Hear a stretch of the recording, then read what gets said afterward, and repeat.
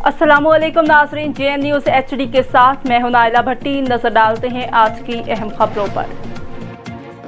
शुमाली वज़ीरिस्तान से ज़ैनुल्लाह खान की रिपोर्ट के मुताबिक शुमाली वज़ीरिस्तान के डिप्टी कमिश्नर मंजूर आफरीदी का चार्ज संभालते ही डिस्ट्रिक्ट हस्पताल मीरान शाह का दौरा।